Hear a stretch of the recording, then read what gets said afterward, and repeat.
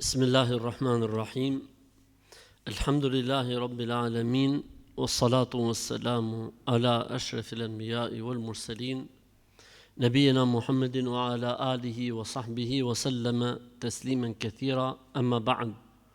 Me emrin e Allahut të gjithë mëshirshmit, mëshiruesit, falenderojmë Allahun, Zotin, krijuesin e botrave. Mirësi dhe bekimet e tij qofshin mbi të dashurin e tij dhe të dërguarin e tij Muhammedin sallallahu alaihi wasallam, si dhe mbi të gjithë ata besimtarë dhe ato besimtarë që ndjekin dhe pasojnë rrugën e tij deri në ditën e Kiametit. O Allah, o Zoti i gjithësisë, na bëj neve për atyre njerëzve për cilët pejgamberi sallallahu alaihi wasallam ka thënë, sa herë që besimtarët mblidhen dhe tubohen në shtëpiat e Zotit për të lexuar Kur'anin ose për të medituar rreth Kur'anit, ose për të përmend Allahun, mëshira e Zotit derdhet mbi ta. Allahu na mëshiroft. Do të përjetojnë qetësi shpirtërore, Zoti na qetëson shpirtrat, do të rrethohen dhe mbulohen nga melajket, nus Allahun që bashkë me ne të jenë dhe melajket e tij, e siç janë në tokë, Allahu i përmend atje ku është ai, qofshim për këtyre njerëzve, e kur çohen nga këto vende dhe takime dhe tubime, një zë tret nga qielli, çohuni se Zoti ua ka fal gjunahet, gjitha të këqijat që i keni pas ua ka kthyer në sevape dhe shpërblime. Qofshim pjesë e kësaj mirësie të Zotit. Elhamdulillah që Zoti na mundson të ulemi dhe të meditojmë rreth gjës më të bukur dhe më të mrekullueshme që ekziston mbi sipërfaqen e tokës. Libri i Zotit, Kur'ani. Elhamdulillah. Kështu që me shpresë e Zotit po fillojmë me leximin e surës dhe pastaj do të ndalemi në ajetet. Kështu që lexoj nga fillimi deri në fund, të gjithën. أعوذ بالله من الشيطان الرجيم بسم الله الرحمن الرحيم لم يكن الذين كفروا من أهل الكتاب والمشركين منفكين حتى تأتيهم البينة رسول من الله يتلو صحفا مطهرة فيها كتب قيمة وما تفرق الذين أوتوا الكتاب إلا من بعد ما جاءتهم البينة وما أمروا إلا ليعبدوا الله مخلصين له الدين حنفاء ويقيموا الصلاة ويؤتوا الزكاة وذلك دين القيمة إن الذين كفروا من أهل الكتاب والمشركين في نار جهنم خالدين فيها أولئك هم شر البرية إن الذين آمنوا وعملوا الصالحات أولئك هم خير البرية جزاؤهم عند ربهم جنات عدن تجري من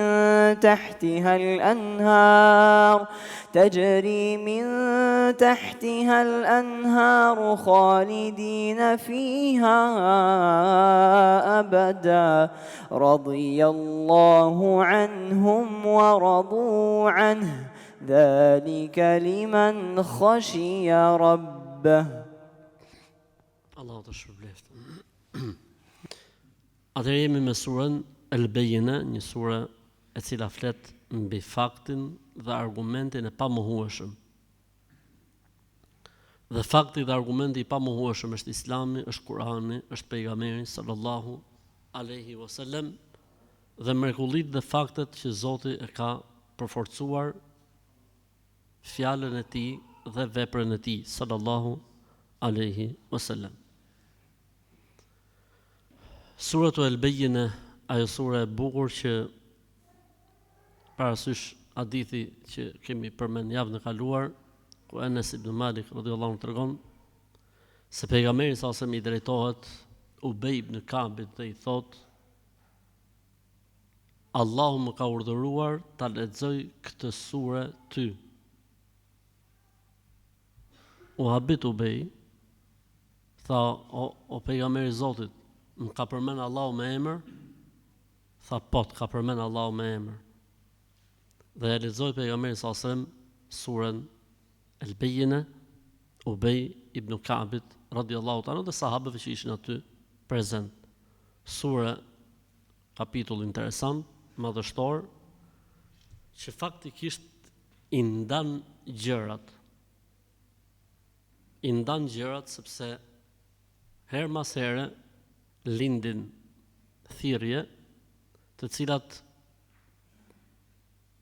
duan ta paraqesin fen si diçka që mund të menaxhohet nga njerëzit dhe mos të ketë dallime kështu mes feve, dhe se fet janë gjitha me i qëllim, edhe nuk është se ka ndaj dallim mes feve e tjerë e tjerë.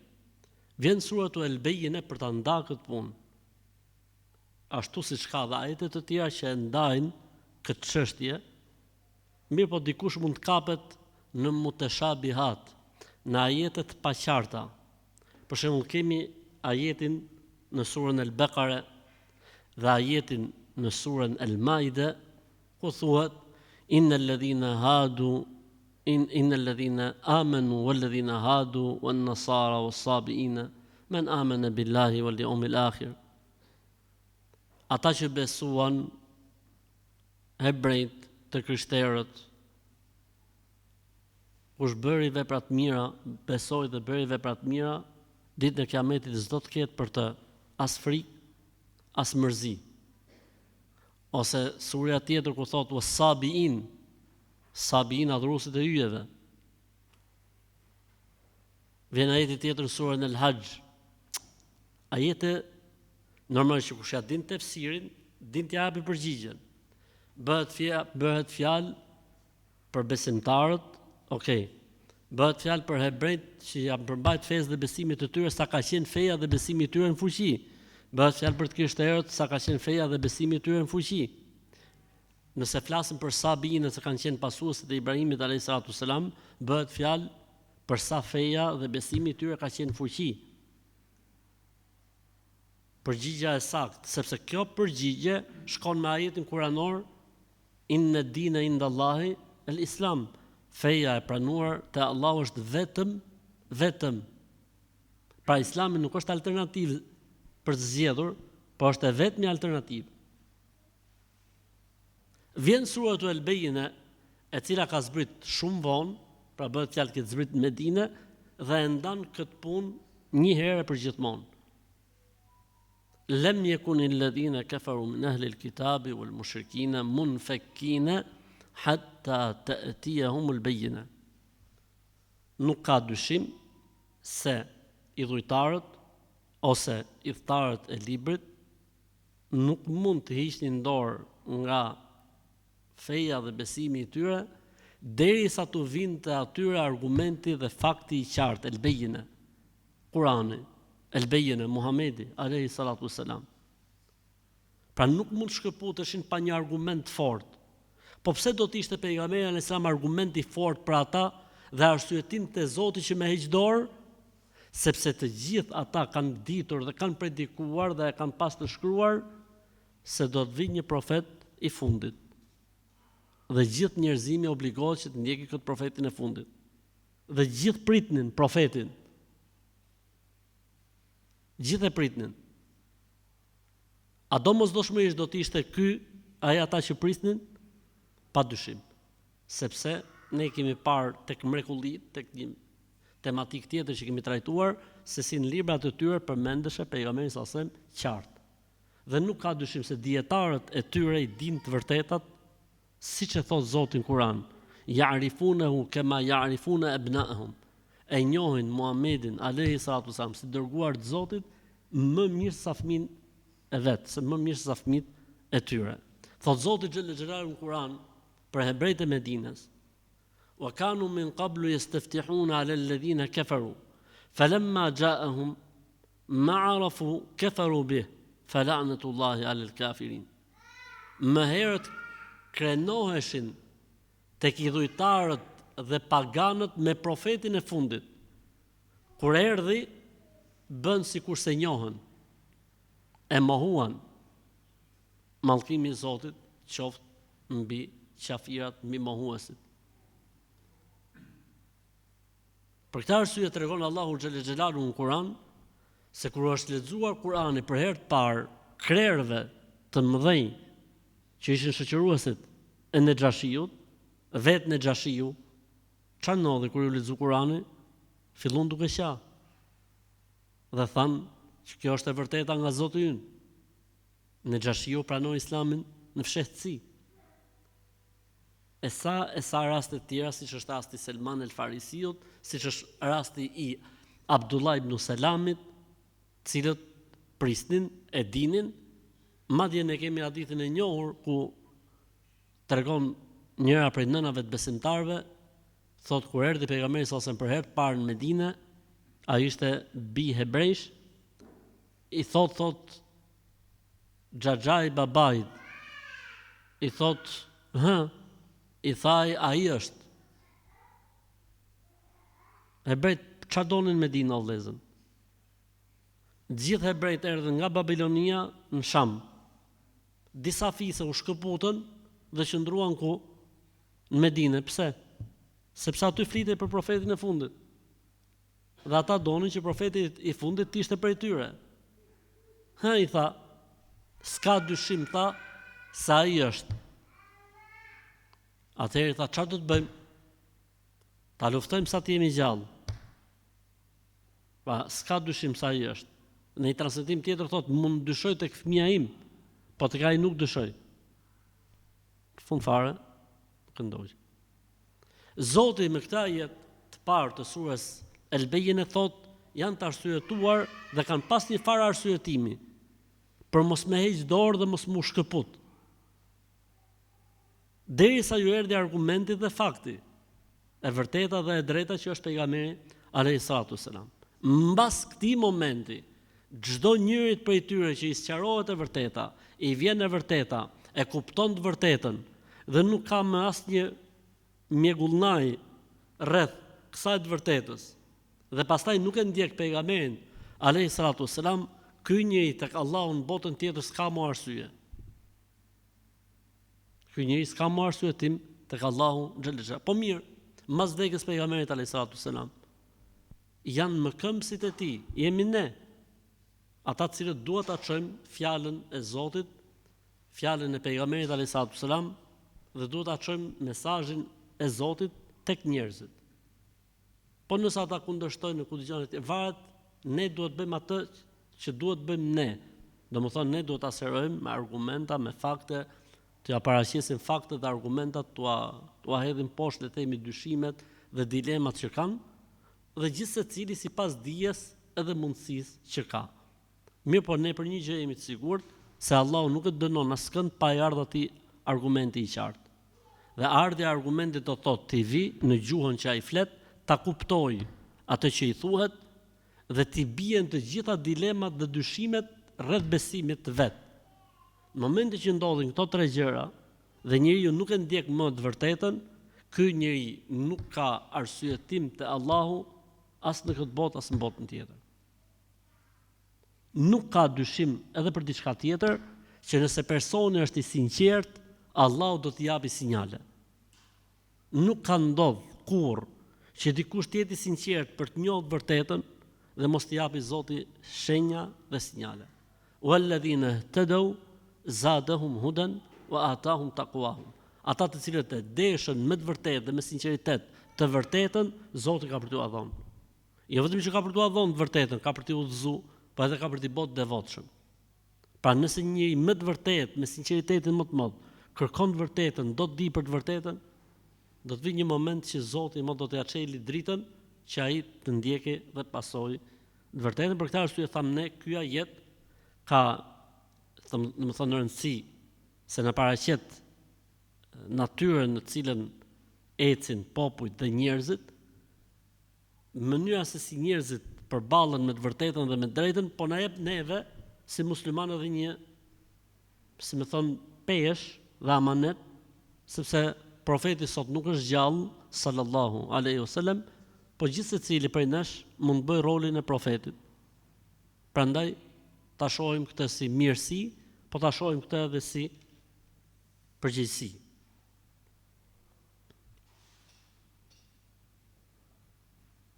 Pejgamberi sallallahu alaihi wasallam na ka lënë 3 rregulla të rëndësishme mbi të cilën duhet ta ndërtojmë, si më thon, ftesën tonë në Islam.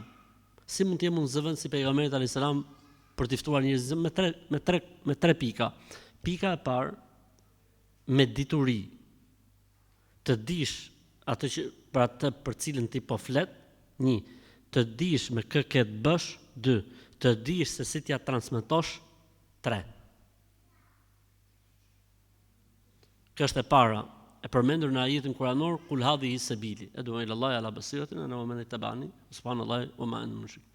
Rregulla e dytë është fjala e Zotit, ud'u ila sabili rabbika bil hikmati wal mau'izati al hasanati wajadilhum billati hi ahsan. Fto në rrugën e Zotit tënd me urtësi, 1,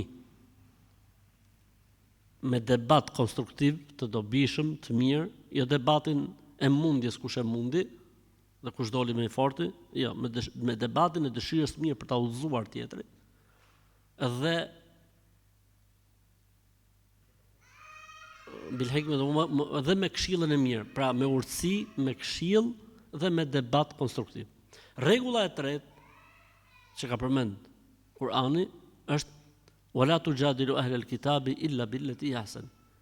Kur të bëni debat me hiptarët e librit, debatoni në formën më të ëmbël, më të mirë. Sepse hiptarët e librit janë shumë më afër nesh krahasim me të tjerët cilët nuk besojnë, apo mohojnë, apo janë në paganizëm pastër, apo në idhujtari të pastër.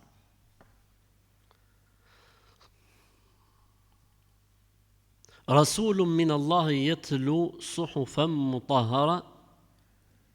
Derisa të u vi atyre argumenti dhe fakti i qartë, tham fakti dhe argumenti i qartë është Kurani, është Islami, është pejgamberi Islam. Vjen ajeti më poshtë bën sqarim më specifik. Thot Rasulun min Allahi yatlu suhufan mutahhara. Fakti dhe argumenti për idhujtarët, për hiptarët e librit, hebrejt dhe krishterët është profeti sallallahu alaihi wasallam. Po ky profeti çfarë bën? Yatlu suhufan mutahhara. Lexon fletët e pastërta, e pastruara. Fletët e pastërta do të thonë Kur'anin, e pastruara. Pra nuk kanë të ndërhyrje njerëzore. Dhe ai lexon çfarë i thuhet dhe nuk thot gjë nga vetja e tij. Për këtë arsye tha Zoti në Kur'an, "O ma yantiqu anil hawa in huwa illa wahyun yuha." Nuk flet Muhamedi nga vetja e tij, sallallahu alaihi wasallam, por çdo gjë e thot nga Zoti i tij, nga Allahu xhalla xhelaluhu. Për këtë arsye duhet më pas parasysh se arma më e fortë për të ftuar njerëzit në Islam është Kur'ani. Leximi i Kur'anit, dëgjimi i Kur'anit, ofrimi i Kur'anit. Sepse ai është mrekulli, ai është bekim. I keni parë njerëzit edhe ata që se kuptojnë arabishten, kur e dëgjojnë Kur'anin, sputen, mallëngjehen, ndryshon fytyra e tyre. Çfarë është kjo gjëja? Është fjala e Zotit, pra mrekullia e Zotit. Kështu që nuk ka përftesën në Islam si mrekullia e Kur'anit.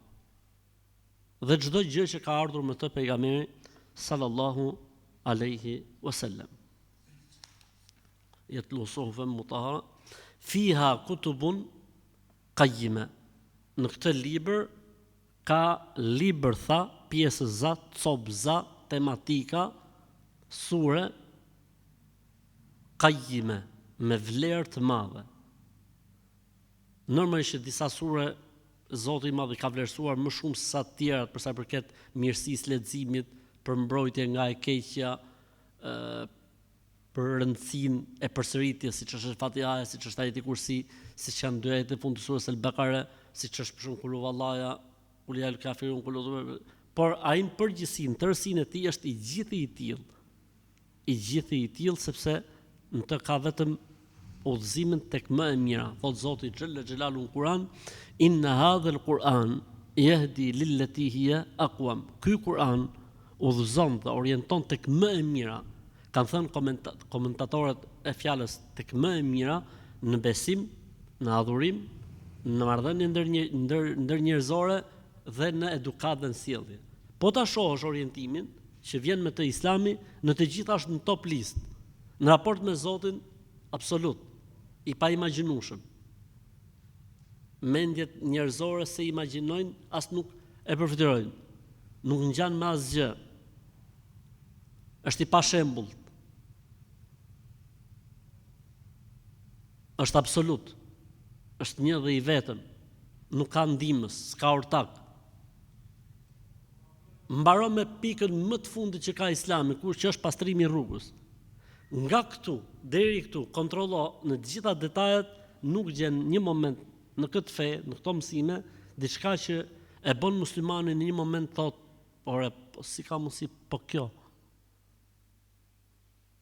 Sepse nuk ka gjë, elhamdulillah, në këtë fe dhe në këtë besim që është antisfidant, është sfidant. Është sfidant. Regulator. S'ka gjë që i rrin përpara fjalës Zotit dhe udhëzimit të pejgamberit sallallahu alaihi wasallam. Wa ma tafarraqa alladhina utul kitaba illa min ba'di ma ja'atuhumul bayyina. Nuk ndodhi përçarja brenda i ftarëve të librit vetëm se mbasi ju erdhi atyre e vërteta nga Zoti. Po njëta ka gjë ka ndodhur edhe tek ne muslimanët. U plotsu feja dhe besimi, vdiq pejgamberi sallallahu alajhi wasallam, fillon ndarjet. Për këtë arsye ka ikhtilaf dhe ka tafarruk. Ikhtilaf do thot mendimi ndryshe. Mendimi ndryshe është normal aty ku ka hapësira dhe ka liri për të pas mendim ndryshe. Dhe nuk është normal të ketë hapësirë mendimi ndryshe në gjërat për të cilat nuk ka hapësirë mendimi ndryshe. Shirku. Nuk mund të jetë një çështje edhe shirk edhe jo shirk. Nuk mund të jetë një çështje, si më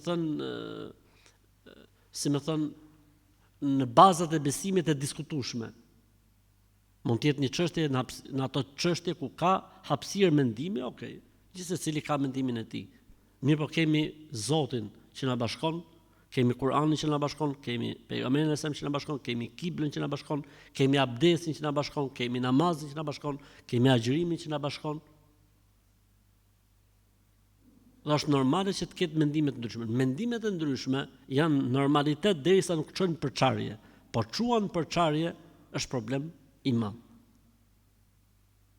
Për këtë arsye themi ne që, si më thënë, debati brenda normave të besimit është konstruktiv sepse e mban gjallë gjën edhe e ushqen gjithmonë. Dhe në momentin që pastaj te i kalon caqet, atëherë bëhet i keq dhe bëhet i rrezikshëm dhe shkon pastaj puna deri në situata të rënda.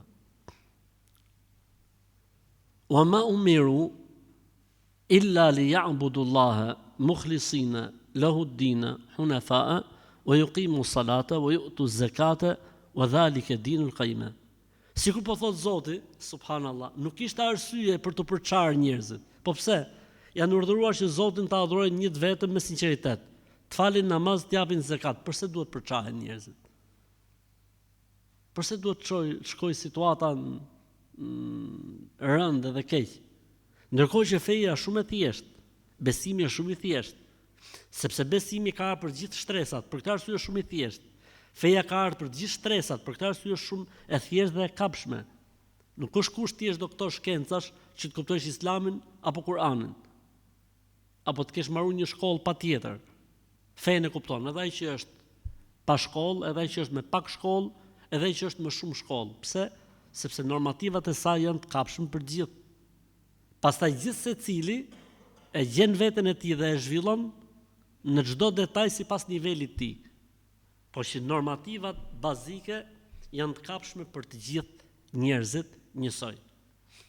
O ma umiru illa li ya'budullaha mukhlisina lahu ad-din hunafa'a wa yuqimu as-salata wa yu'tu az-zakata wa dhalika. Këtu ka disa gjëra interesante. Nuk janë urdhëruar për gjë tjetër, pra gjithë pejgamberët kanë ardhur me të njëjtin mesazh, me të njëjtin urdhër. Të adhurohet Zoti një i vetëm me sinqeritet.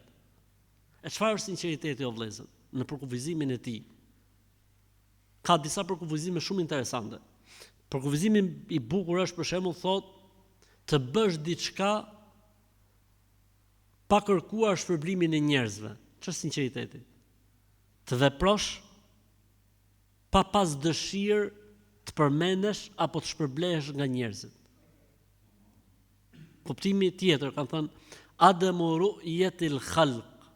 Thot sinqeriteti është mos shohësh njerëzit, të verbohesh nga krijesat.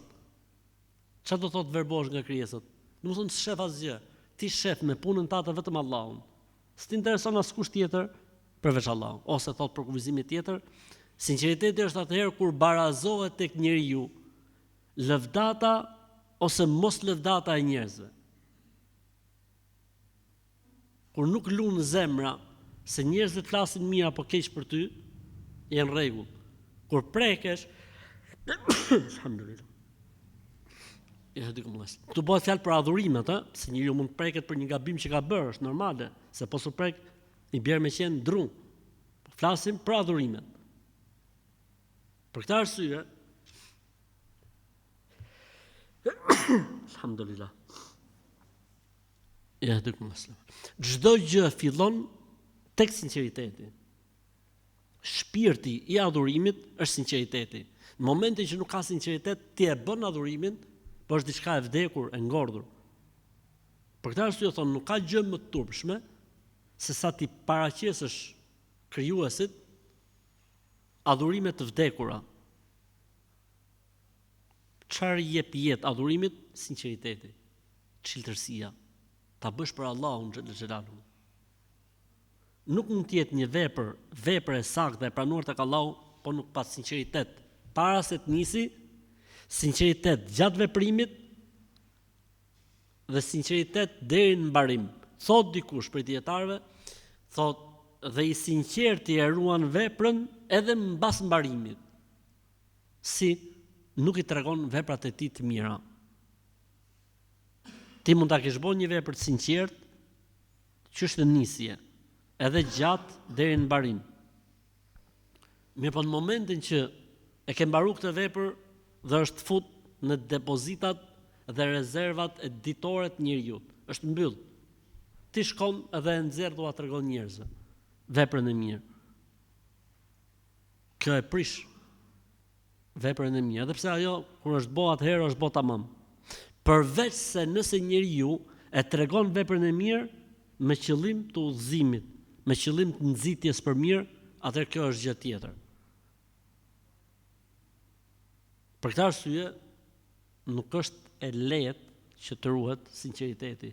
Nuk është e lehtë që të arrihet, nuk është e lehtë që të mbahet dhe të mbrohet, dhe nuk është e lehtë që të ruhet. Sepse nëse ka diçka që shejtani nuk ka dot pushtet tek njeriu, është sinqeriteti i tij. Për këtë arsye kanë thonë për kufizimin e sinqeritetit, atë që shejtani se zbulon dot për ta prish, dhe me lajket nuk e shohin dot që ta shkruajnë. Për këtë arsye meleku, kur ti fal namaz, të shkruan se ke fal namaz, po nuk shkruan se si e ke fal ti përmrena, ose kur lexon Kur'an, e kështu me radhë. Veprat janë 3. Urdhëresa, ndalesa dhe gjërat e lejuara mubahat. Urdhëresat që të pranohen tek Zoti patjetër duhet të kenë brenda qëllimin e pastër. Ndalesat nuk është kusht ta kenë qëllimin brenda, po nëse e kanë qëllimin brenda me tërheqjen e njeriu, pra me mosbërjen e një ndalese, ke shpërblim të dy fisht. E nëse njeriu nuk i bën ndalesat me sinqeritet, nuk dënohet për mosbërjen e tyre. Pra për shembull, le të themi, dikush nuk piu raki, po nuk e piu rakin se për hatër të Zotit, po nuk e piu rakin se i ka thonë doktori, po e pive ike në botën tjetër. Edhe ky e la rakin. Pyetja është, a dënohet ky njeri që s'pi raki se nuk e kalon për hatër të Zotit? S'dënohet. Po ai sa kalon për hatër të Zotit, s'ka lidhje. Ky njeri nuk është duke pi raki, pavarësisht arsyes. Një motër muslimane i tha burri duhet më mbulu. Tha jo, unë nuk e ndjej. Tha turnoj, jam burri, duhet mbulohesh, ta kërkoj unë. Dhe e vuni motra muslimane shamin pa mjet. Vetëm se e kërkoi burri. A quhet? Quhet. Po është pa mjet, s'ka lidhje. Sepse zbulimi i trupit është haram. Po mbulohet trupi. Mbaroi historia. Ndërsa në veprat e lejuara, mubahatet, qëllimi dhe niyeti shërben. Nëse njeriu bën veprat e lejuara, rutinore, ditore, normalitetet, niyet, e hongmja, e pimja, lëvizja, puna, shkolla, i bën me niyetin se nëpërmjet këtyre do të falet, do të çoj halal, ushqim halal ke shtëpia, do të çoj parë, do të rrisi fëmijët me halal, e ku dëgjon etj, i shkruhet adhurim. E nëse nuk ka niyet në to, harxhim kohë. Për këtë arsye ka njerëz që 24 orshin e tyre e kanë 24 adhurim, dhe ka të tjerë që 24 orshin e tyre e kanë 2 orë adhurim, pjesa tjetër asgjë. Pse? 8 orë punë, 6 orë gjumë, 14. Po ushqimi, takimet, hyrjet, daljet, vajtjet, ardhjet, sa shkojnë? Sa dush, 6 orë tjera shkojnë këto. Dushi, halja, meneriush, kafja, çaj, takimet, uljet. Sa i ngeli njëjut? 4 orë. Nga këto 4 orë bëjmë namaz ne? Si bëjmë namaz? Pra njeriu mund të mori nga dita e tij 1 orë adhurim. E një njeri i cili jeton për shembull le të themi 60 vjet, i bie sa të ketë jetuar 60 vjeçari, ketë jetuar një të 60-ën. Një vit. Ndoshta dhe më pak. Se 1 orë në ditë, 1 muaj 30 orë, 12 muaj 15 ditë. 12 muaj 15 ditë. Në 10 vjet 150 ditë. A kështu i bjerë? Nuk e di se si mund t'i bjerë llogaria, e rëndësishme del shumë pak. Ama kur e bën me niyet, ty të shkruhet sevapi i madh dhe shpërblimi i madh.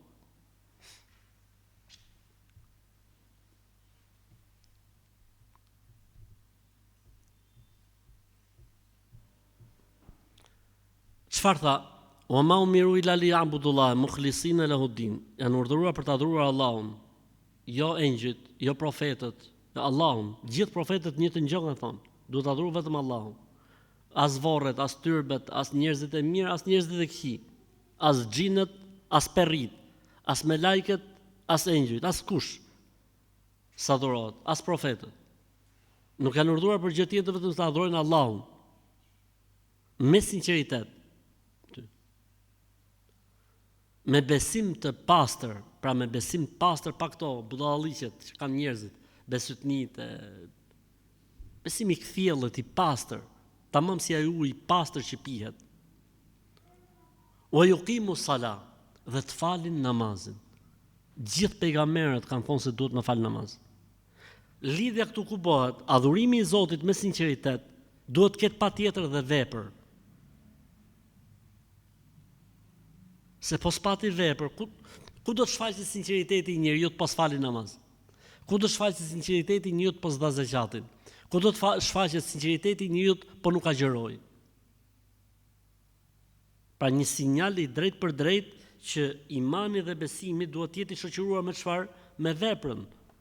Se ku ngrihet imani dhe besimi, ngrihet imani dhe besimi në të folurën e njeriut, ngrihet imani dhe besimi në veprat e njeriut. Aty tregohet imani dhe besimi i njeriut. Është normale, o vlla im dhe motra ime, që dikush që ka besim në zemër dhe fal farzet dhe sunetet, është më me iman se sa njëri i cili ka besimin në zemër dhe fal vetëm xhuman. Është normale. Është super okay kjo gjëja, shkon logjikisht. Dhe është më së normal njëri i cili ruhet gjunafeve të mëdha dhe ka imanin në zemër të jetë më i devotshëm se sa njëri i cili ka iman në zemër, por çfarë t'i dali. Kur si del, po kur i del, s'len gjoba bë. S'mund krahasohet me njëri tjetrin.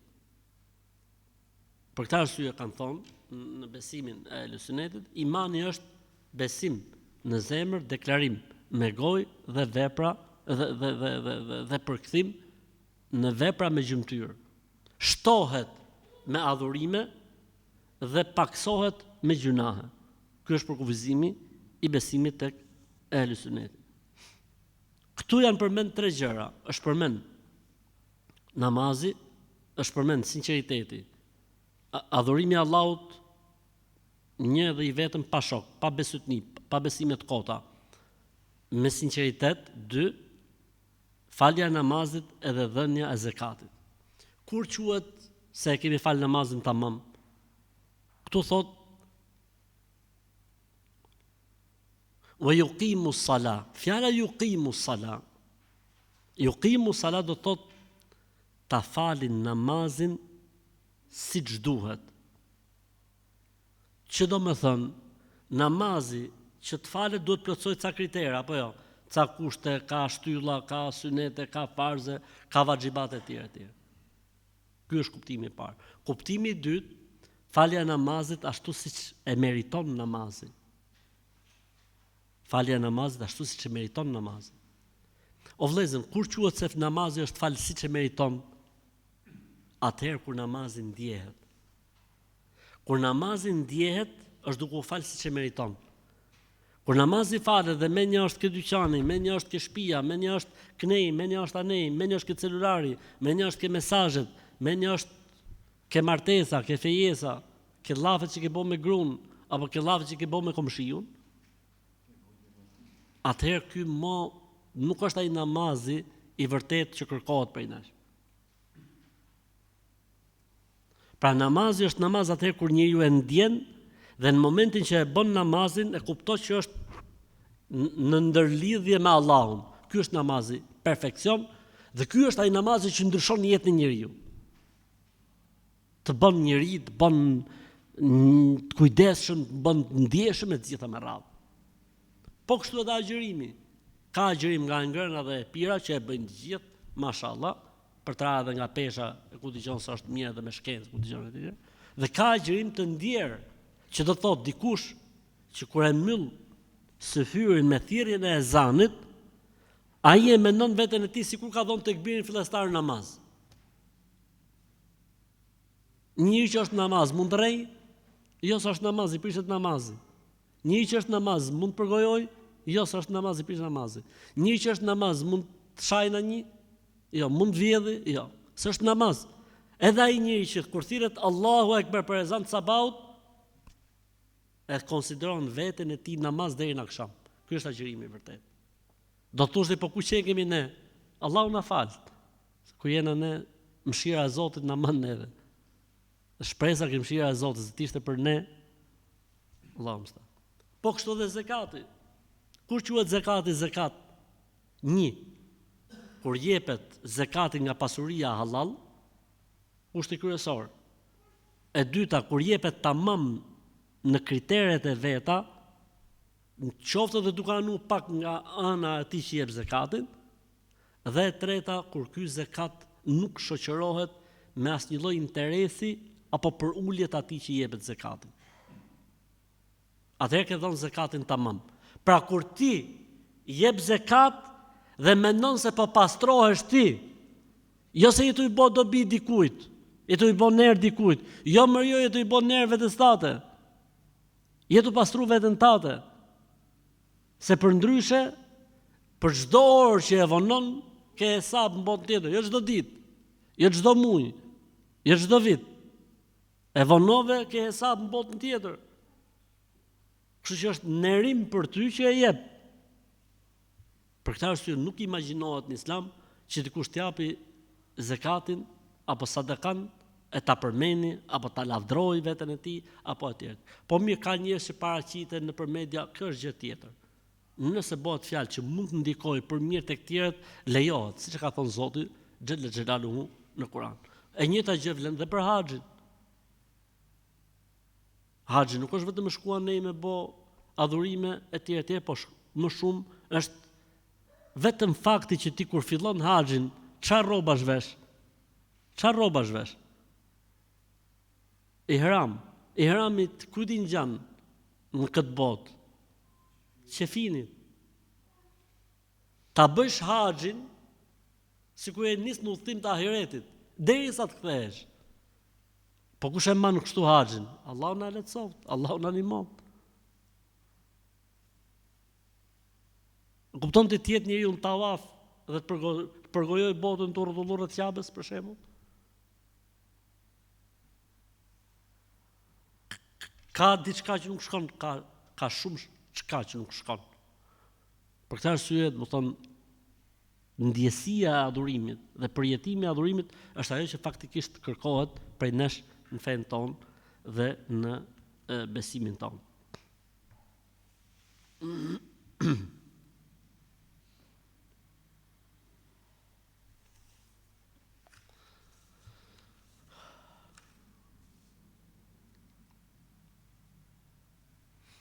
Për komentimeve interesante që kam gjetë në interpretimin e surës, thot lem yakun alladhina kafaru min ahli alkitabi wal mushrikina munfakkina hatta ta'tiyahum albayna. Thot për komenteve nuk ka dyshim se i dhujtarët dhe i tharët e librit nuk heqin dorë nga fetë, nga besimi i tyre, derisa t'ju vi atyre argumenti i qartë. Domethënë argumentin e qartë e kanë pritur. E përmendëm duket në fillim të mësimit. Okej.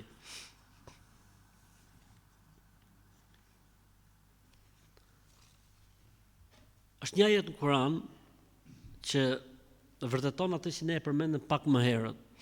Tha Zoti në Kur'an: "Awalam yakfihim an ya'lamahu ulama'u Beni Israil." Subhanallahu, çfarë jete. A nuk ju mjafton i dhujtarëve Mekkas apo atyre të tjerëve në Medinë që vërtetësinë e Kur'anit, vërtetësinë e Muhamedit sallallahu alaihi wasallam e din dietarët e Beni Israilve? Pra vërtetësia nuk ka qenë asnjëherë e diskutueshme. Po ka qenë diskutimi pse prej arabëve. Për gjërave interesante, për shembull, ka prej atyre që mësojnë surën nga Kurani përmendesh. Për shembull, Felekun dhe Nasin. Dhe u aknojnë fëmijëve për t'i ruajtur nga mësyshi. Dhe e pyet, thotë, po pse? Thotë, s'ka thot si Feleku dhe Nasi. Thot, po pse e beson ti? Po thot, e besoj. E beson se është fjalë e Zotit? Po thot, e besoj. Po pse e beson ti? Po thot, e besoj se mo. Po pse nuk e ndjek? Jo, thot, po është për Arab. Ka ardhur për Arab. Po ky që ti thu ka ardhur për Arab, thot nuk ka ardhur për Arab. Dhe Kurani që ti thu është po fjalë e Zotit, thot që ka ardhur për gjithë botën, për gjithë njerëzit. Subhanallah. Pasha Allahun, kjo është ngjarje e vërtetë. Subhanallah. Tha Zoti, awalam yakfihim an ya'lamahu ulama'u bani Israil. A nuk mjafton aty nëse argument që po të pyesin dietarët e tyre e vërtetojnë se kjo është fjalë e Zotit.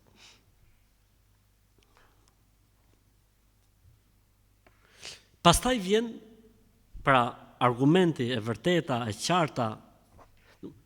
Domethënë, momentin që dikush e lexon prej tyre Islamin dhe sheh që është e njëjta gjë që kanë thënë gjithë pejgamberët edhe pejgamberët e tyre.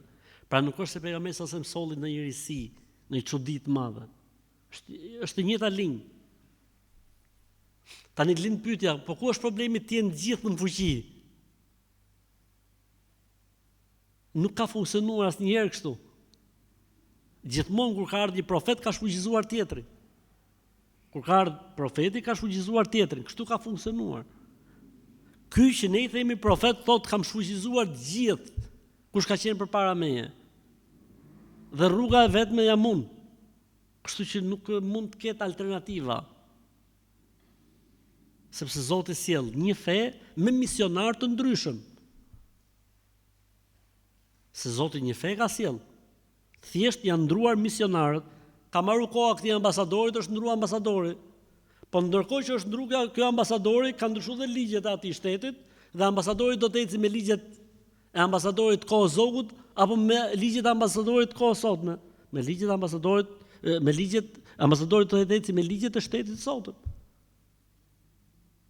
Shteti i sotëm thotë ky është i fundit, s'ka më mas ti. Nuk do të ndrohet më ambasadori. Do të jetë deri në ditë kiametit. Mund të ketë zëvendësat e tij që çojnë në botë fjalën e tij dhe përhapin fjalën e tij dhe misionin e tij, po nuk ndrohet më, nuk ka më tjetër mbas tij.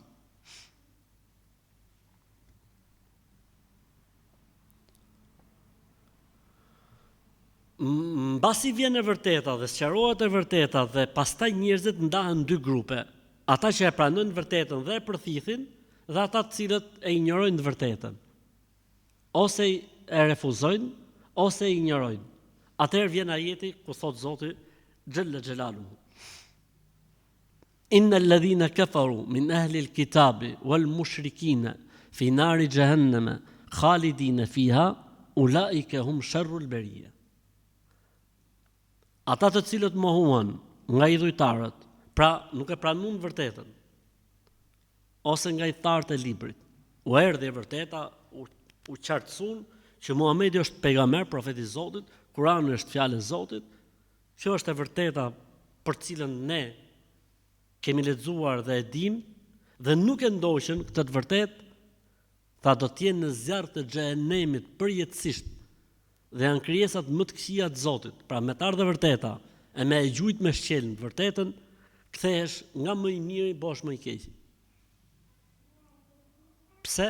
Sepse mohimi i të vërtetës është akti më i rëndë që mund të ekzistojë.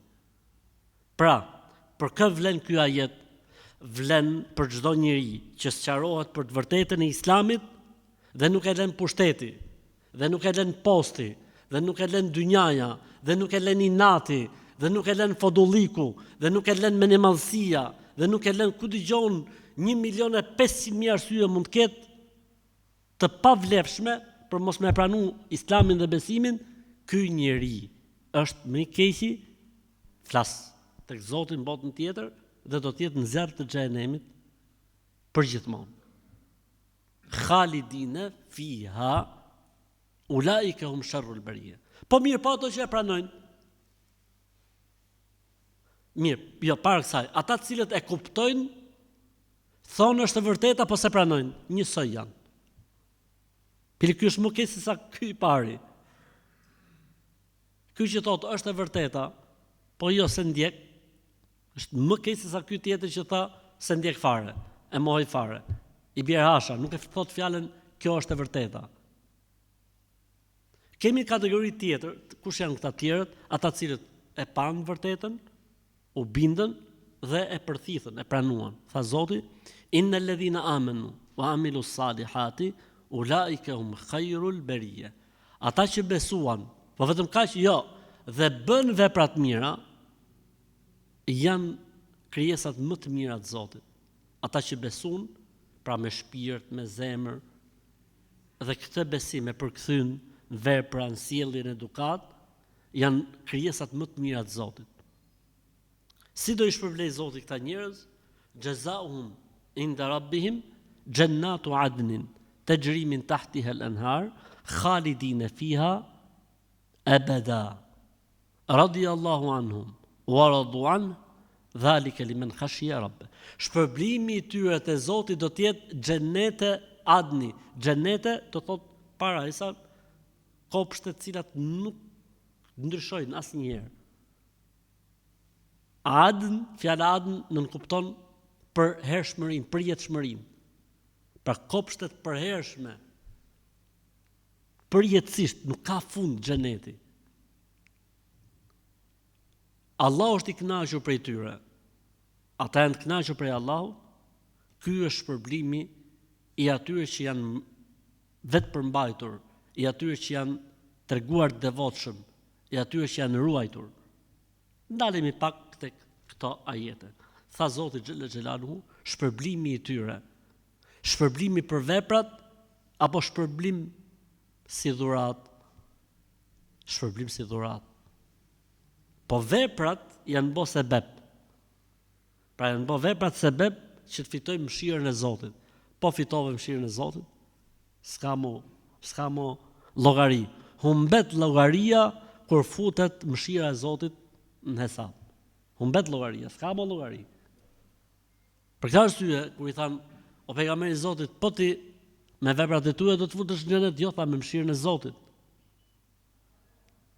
Kështu që është mëshira e Zotit, sepse xheneti nuk ka çmim. Xheneti nuk blehet. Përjetësia nuk ka çmim. Ajo nuk është vetëm përjetësi, pa ajo është përjetësi me mrekulli, me bekime, domethënë vetëm e menu që do të jesh përjetësisht, në një moshë që s'ndryshon kurrë, 2, me mirësi dhe begati të cilat vazhdimisht morin formë tjetër, ngjyrë tjetër, shije tjetër. Minimumi është sa 50 mbretërit më të fuqishëm të kësaj bote. Dhe minimumi i shpërblimit është njëri ka, tha, 2 xhenete, floriri dhe çfarë kanë to, me të gjitha detajet, dhe 2 xhenete argjendi, argjend gjithçka dhe çfarë kanë to, të gjitha detajet argjend. Tani llogarit ti se çfarë mund të jetë, mos fol pastaj për shtëpitë e xhenetlive, mos fol pastaj për çadrat e xhenetlive, mos fol pastaj për suitat e xhenetlive, mos fol pastaj për kështjellat e xhenetlive, mos fol pastaj për lumet e xhenetlive, mos fol pastaj për pemet e xhenetlive, mos fol pastaj për kënaqësitë e xhenetlive, etj që janë pafund. Shpërblimi i tyre xhezaum inda rabbim jannatu adn. Edhe Zoti këtu jep 2 detaje të vogla. Tajrimin tahtiha al-anhar. Poshtë tyre, pra poshtë pallateve, poshtë këmbëve tyre, rrjedhin lumej. E ke parasysh çfarë kënaqësie ka njeriu ta ketë lumin poshtë, ta shohë nga lart lumin? Xhenetlit kështu do të jenë me lumej. Do i kenë lumejt nën urdhrat e tyre. Pra, si thot në një transmetim, thot xhenetliu e urdhnon lumin të eci si të dojë ai. Dhe lumejt e xhenetit nuk kanë çfarë? Shtrat. Lumet e xhenetit nuk kanë shtrat. Pse shtrati çfarë bën? Gryn. Dhe në momentin që njeriu sheh gryrjen, i futet sikleti se mos po merr dheun, çfarë do të bëj? Ja, ujë ecën pa shtrat. Po si ka mundsi xhenet pra burrë dheun? A'dadtu li ibadi salihin ma la aynun ra'at wala udhunun sami'at wala khatara ala qalbi bashar. Kam përgatitur për të dashmit e mi, atë që sytë se kanë parë kur, çdo që të shohësh ti në këtë botë, xhenet është gjë tjetër. Atë që veshët se kanë dëgjuar, sado që të flitet për xhenetin, është gjë tjetër, kur ta jetosh atë. Dhe atë që mendjet njerëzore se kanë imagjinuar. Pra sado që të mundohet njeriu të japi një përshkrim, pra është kot, apo ta bëj piktuar se ti thot inteligjenca artificiale, po të jap këto ajete kuranore dhe po të jap këto hadithe të pejgamberit që flasin për xhenetin, ma përshkruaj pak me film ose me fotografi. Sepse është brenda asaj që është imagjinat njerëzore dhe ajo lun me informacionet që ka. Ndërsa ajo është jashtë asaj që mund të imagjinohet. Khalidin fiha abada, aty do të jenë Khalidin fiha, aty do të jenë përjetësisht. Abada, për gjithmonë, për jetë të jetëve, si më thënë. Ndërsa kur foli për xhenem, li çfarë tha? Khalidin fiha, aty do të jenë përjetësisht. Nuk e përmeni ebeda. Kanë thonë disa, pa shmendimi dobët. Kanë thonë, xheneti do të vinë një ditë që do të shuhet. Pse? Sepse kur ka folë Zoti për xhenemin, tha khalidin e fiha. Kur foli për xhenetin, tha khalidin e fiha ebeda. Aty do të jenë përjetësisht, kurse këtu tha përjetësisht për jetë të jetëve. Po ka një ajet tjetër kuranor në surën El Jin. Çfarë thot ajeti i surës El Jin? Atë ta kujtojmë tani. Wa annahu lamma qama Abdullah yad'uhu kadu yakununa alayhi libada. Pastaj Qul inni la amliku lakum darran wala rashada. Pastaj